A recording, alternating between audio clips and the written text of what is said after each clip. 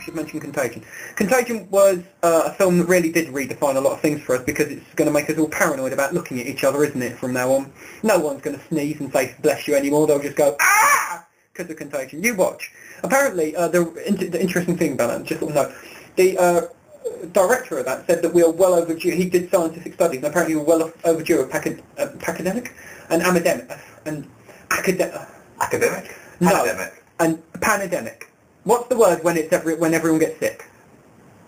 A pandemic. A balls up. That'll do. We're well overdue a balls up. So Contagion will probably be a documentary sooner or later. Oh, speaking of documentaries, the greatest movie ever sold. Very good. Morgan Spurlock. Excuse me. I recommend it to everybody. It's a film about product placement in movies, and the joke is he pays for his movie just by using product placement. Very clever. Morgan Spurlock returning to form. He did Super Size Me previously. Very, very good. I recommend it to all. Hannah came out this year. What did you think to it? I didn't see that, and people like me who've seen and loved the film Leon says it's similar to that, and you don't feel that it's ripped it off. It's still a great piece of Honestly, film. I thought Hannah was very, very good, and I think it's a film that people should see. Sacha Cohen. Oh no, Sacha Cohen. I forget her name. The girl who's in it, she's very good, and she will go very high places. And it's worth mentioning that Tom Hollander is the most ridiculous thing. He is both evil. He is just an evil, evil human. He is some kind of asexual, Nazi murdering, child molester killer, and he walks around the whole thing in a tracksuit. He's just brilliant. Nothing more can I say about him apart from that he is absolutely exceptional. The Girl with the Dragon Tattoo, very, very, very, very good. If you haven't seen the originals, definitely see the sequel. I mean, the remake, very, very good. Excellent, excellent film. Brilliant performance by Rooney Mara, completely transforms herself, and I do mean Rooney Mara, that is his name, yeah. And Daniel Craig completely transforms himself from James Bond. It's sort of like if James Bond was a manic depressive, this would be it. Yeah, that's it. That's all I've got to say about it, is that it's a very, very good film. I recommend it heavily, but it's still really nasty. And it's David Fincher, who's an incredibly good director. He did Fight Club previously, and he also did Seven. So he's got a great back catalogue to refer back to. Attack the Block. It deserves it. That's all it deserves, and there'll be no... I didn't mind that movie. You really didn't like it. I really didn't like it because it wasn't scary enough to be a horror. It wasn't sci-fi enough to be a sci-fi, and it has characters in it, main characters, who you truly hated. But they robbed someone in the first 5 minutes. The whole point was to actually laugh at it because it's laughing at itself. No, because it wasn't funny enough to be a comedy. It was supposed to be a comedy. No, it's supposed to be a comedy. It is sold as a horror comedy. The line in it, this is just too much madness. This is too much madness to send in one text, is a comedy line, right? I didn't like the character Moses. I thought good cast, but I just didn't get... And by the way, Nick Frost, why did he turn up? Why did he... But, to be fair, that was good fun. Listening to the director, and you forgive me because I don't remember who he is, but listening to the director, Joe Cornish, I think his name is, yes. He justified himself very well and explained exactly why he did everything. I think the film is elevated if you listen to the director. It's one of the few films that does. I still didn't like it, though. I thought it was acceptable, but I didn't think it was good by any means. That's the sound of the police. That's the sound of the beast. That's the sound of the police. Okay. Sequels. You've not seen Final Destination 5, have you? No. Okay. It is another Final Destination in the Final Destination series. They've really got to get there soon to the afterlife because it's starting to get annoying. Okay. Here's the thing. The epic ending as usual. There's the epic beginning as usual. The horrible, horrible tragedy that happens. And then the coroner turns up, who always turns up, the Candyman coroner, and says, oh, what you could do is you can, if you want to, you don't have to die. You could kill somebody and then you take on their life. You take on the days that they were going to live. Undermining the entire point of all the other films, but that doesn't matter. Right, here's the thing about Final Destination that I'm starting to think about now, is if death controls reality, why did he take so long to kill him? Why not just drop a piano on him? Why has he got the thing about Final Destination 5 is there's none of the deaths are as imaginative as the second death in the first film, when the brother hangs himself, you know, in the bar? Mm-hmm. That was really imaginative, that death. And none of them are as fun as when the kid gets flattened by the glass in the second film. Yeah.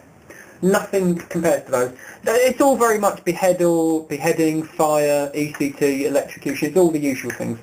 Stop, drop and roll.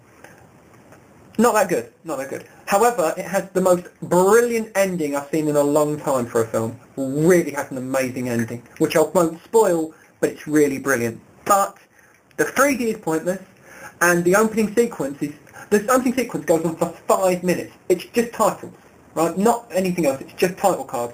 It goes on for 5 minutes, and it's just objects being thrown at panes of glass. And you're like, oh, it's coming towards us. It's coming towards us.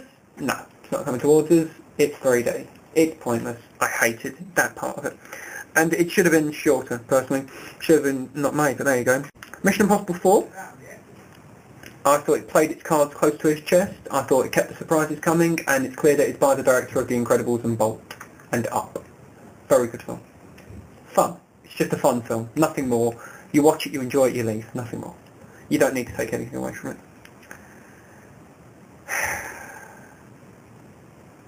Pirates of the Caribbean 4 on Stranger Tides. Here's what I have to say about Pirates of the Caribbean 4. Moving on.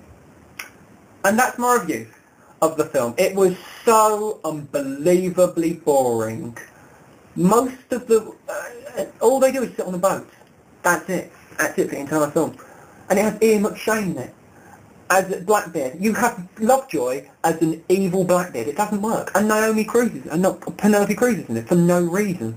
And Captain Jack.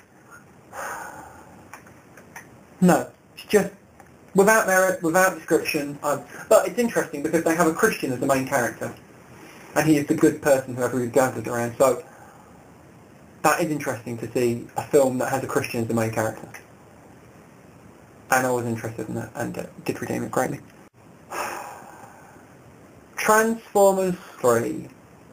Another film that shouldn't be made. The Dark of the Moon. I don't know why it isn't called The Dark Side of the Moon, by the way. Appalling. Appalling without merit. Here's what I have mostly against the film. Forget that it's robots hitting each other. Real Steel was robots hitting each other. Hobos hitting each other. Hobos hitting each other. Hobo shotgun. Yeah. Yep. Robots hitting each other was done well in Real Steel. I'd pay for hobos to hit each other. Would you? No, it's called a bum fight. Let's not get into it. We've got listeners. I think it's a film...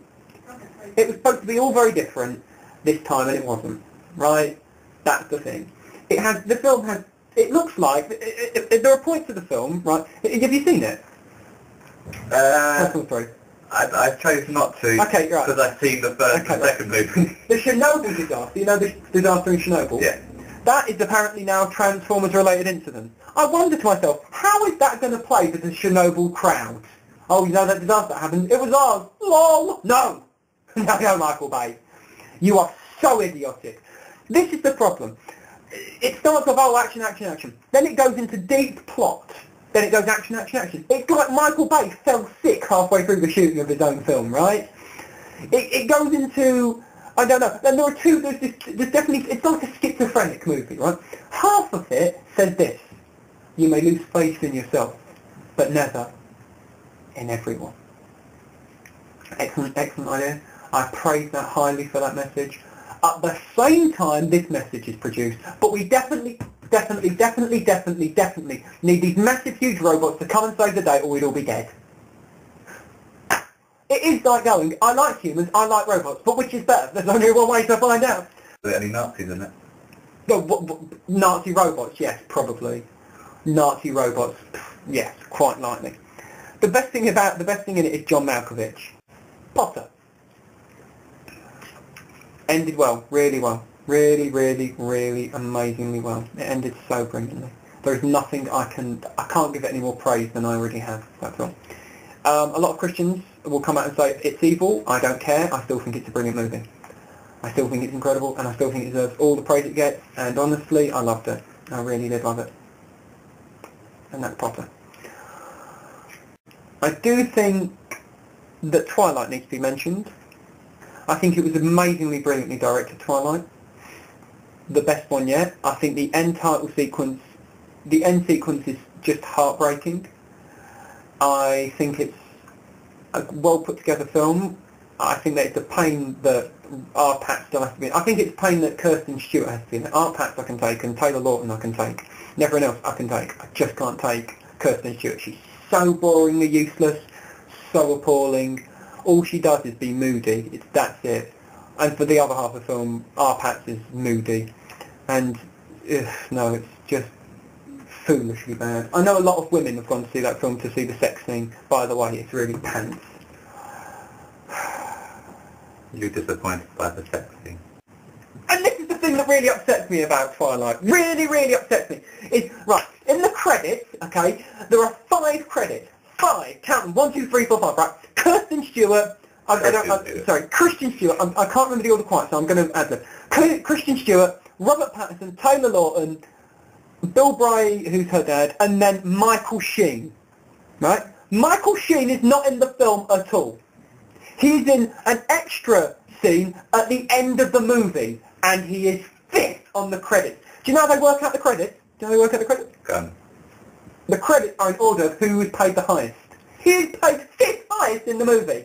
There's at least 100 people in the movie. 5th highest. Well, see, that isn't even in the film. It's an extra scene at the end of the movie. It's in the credits. That's when he turns up. To be fair, he's the best thing about the movie. He doesn't earn his paycheck, but oh man alive. On that note, if you haven't got problems, I feel bad for your son. I got 99 problems and a bitch ain't one.